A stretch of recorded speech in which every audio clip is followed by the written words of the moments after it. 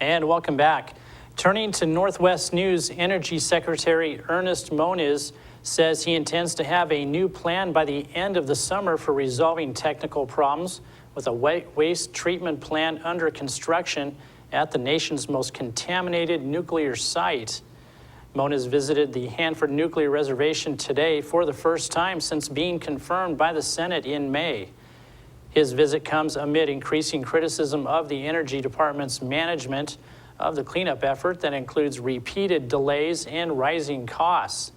They are building a massive plant to treat millions of gallons of highly radioactive waste that is stored in leaking underground tanks. Passengers from a United Airlines Denver to Tokyo flight that diverted to Seattle yesterday are on their way again. The Boeing 787 they were on had an oil filter issue. United spokeswoman Mary Ryan says in an email that the airline put them up in hotel rooms overnight, and they took off from SeaTac Airport this morning in another 787.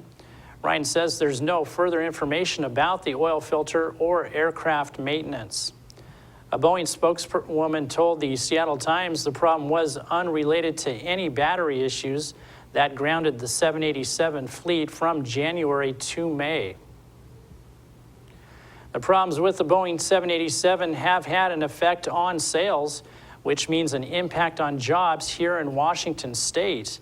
Here with the story is the Associated Press. It's the most significant event of the year for commercial jet makers, and the rivalry between U.S.-based Boeing and European Airbus is on display at the 50th installment of the Paris Air Show. Boeing announced Tuesday that it has won major orders for a stretched version of its newest jet, the 787. 5 companies, including United, have committed to buy 102 787-10s. At list prices, the deals are worth a combined $30 billion. The news comes on the heels of Airbus's successful maiden flight of the A350 last week, its answer to the 787. Yes, it's a game changer. All the new technology that we have brought in this aircraft. Its aircraft is going to bring 25% fuel economics against its current competition. It will have an impact on us. I mean, they've been competing with us with the A350 now for quite some time.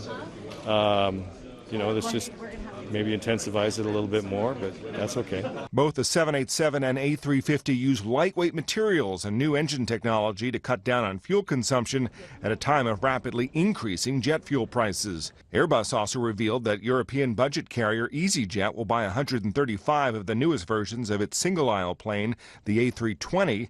At list prices, that deal is worth $12 billion.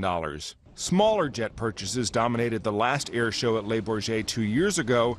But this year, the sales announcements signal a strengthening market for more expensive long-haul jets. Matt Friedman, Associated Press. A Spokane father who discovered his 15-year-old daughter was being wooed on Facebook by a man twice her age took matters into his own hands. He hatched a Facebook ruse that drew the 30-year-old Federal Way man to Spokane earlier this month. Then the father and a couple of his buddies staked out the arranged meeting spot and blocked the man's escape until police arrived. The Spokesman Review reports that the suspect, identified in court documents as Jason Richards, faces charges of child rape and attempted kidnapping in Spokane County Superior Court.